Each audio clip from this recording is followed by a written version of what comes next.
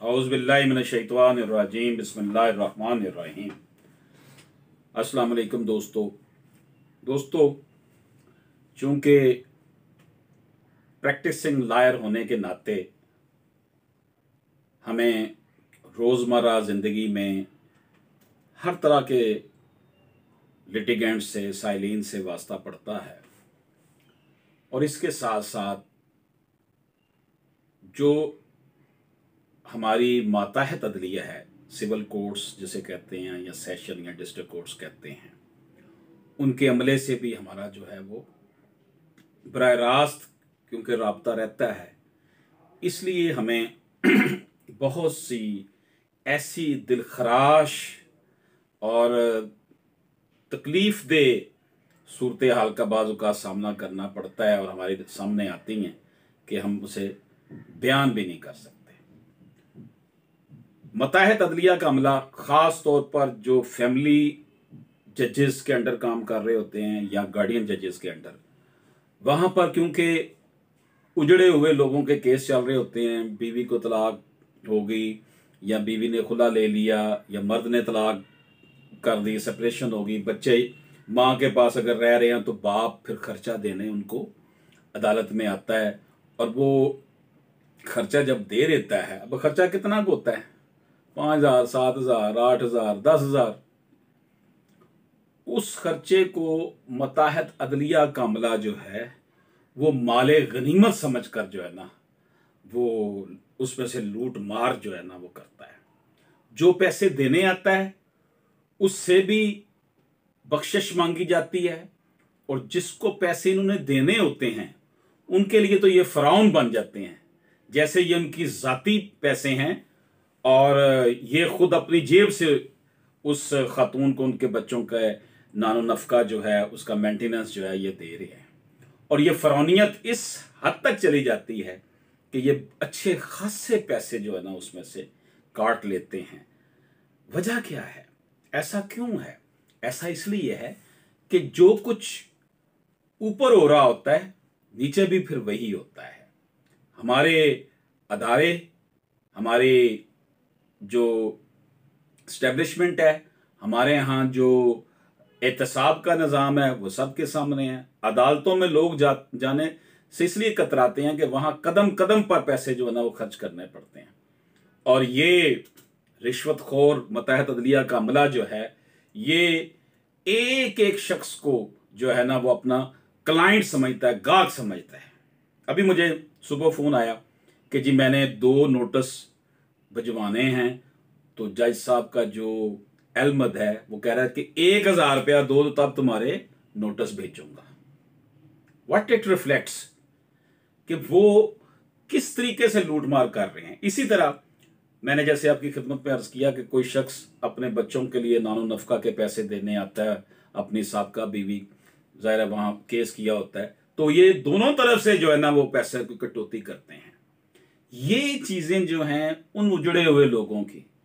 जो पहले ही दुखी हैं, जिनका घर उजड़ चुका है, उनका भी जो थोड़े बहुत उनको पैसे मिल रहे हैं वो भी अदालती कार्रवाइयों के बलबूते पर, उसमें से भी जो है ना ये हरामखोर अमला जो है ना ये बाज नहीं आता और ऐसा सब कुछ जजिस की नाक के नीचे हो रहा होता है। मैं ये समझता हूं कि अगर हमारी मताहत अदलिया के जजेस चाहें तो ये लूट मार ख़त्म हो सकती है। कॉपी बनाने के लिए, सर्टिफाइड कॉपी देने के लिए बहुत पैसे चार्ज करते हैं, वो तो एक पहलू है ही है। फाइल दिखाने के लिए बहुत पैसे चार्ज करते हैं। फिर ये क्लाइंट को कहते हैं हम तुम्हारे लिए श्योरिटी का बंदोबस्त कर देते हैं जो तुमने श्योरिटी देनी है, तो श्योरिटी के लिए भी उससे बहुत पैसे तलब करते हैं और उन्हें टाउटों के साथ इनका राब्ता होता है। तो अगर ये एक प्रैक्टिसिंग लायर होने के नाते मुझ तक ये बातें सारी पहुंचती हैं रोज़मर्रा ज़िंदगी में, तो क्या हमारे जो आला ओहदों पर बराजमान हमारे जो लोग हैं, हमारी इंतज़ामिया है, हमारी आला अदलिया है, उनको नहीं पता होता कि ये क्या कुछ होता है, क्योंकि वो भी इस प्रोसेस से गुजर कर ही आगे पहुंचे होते हैं। तो मैं ये समझता हूं कि chief justice of Pakistan, chief justice Lahore high court, chief justice Peshawar high court, chief justice Balochistan high court, chief justice Karachi high court, इन सब को चाहिए कि ये मुताहिद अदलिया के अमला जो है,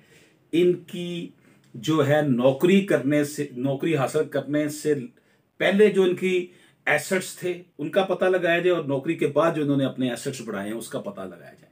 आप यकीन जानिए, आम सा जो नायब कासर लेवल का जो यहाँ मुलाजम होता है वो भी 1 to 5 पौने 2 लाख रुपए का लेके फिर रहा होता है, और उसके अंदर अकड़ इतनी होती है कि वो किसी इंसान को इंसान ही नहीं समझता। तो ये हमारे माशरे का एक तकलीफ दे अमल है। जिस तरह पैरामेडिकल स्टाफ जो है उसने भी मरीज के लिए उतना ही अहम किरदार अदा करना होता है जितना डॉक्टर ने, बल्कि डॉक्टर से ज्यादा पैरामेडिकल स्टाफ का रोल होता है। इसी तरह वकील ने या जज ने तो बहस करनी है, काम करना, चले जाना है, तो अवामुल नास का राबता, ताल्लुक, वास्ता इस रिश्वतखोर अमले के साथ होता है, और ये खूब जो है ना उनका गोश्त जो है ना वो नोच रहे होते हैं। ये बड़े दुख की बातें थी जो मैंने आपकी खिदमत में की। हो सकता है किसी को मुझसे इख्तलाफ भी हो, मुझे उनकी राय का एहतराम है, लेकिन मैंने जो चीज़ एक देखी है मैंने आपकी खिदमत में पेश कर दी है, क्योंकि आवाज़ उठाना जो है वो हमारा फ़र्ज़ है। ये लूट खसूट का सिलसिले जो चले हुए हैं इसको कहीं तो रोक लें, इस पाकिस्तान की कदर करें, पाकिस्तान को रहने के काबिल रहने दें।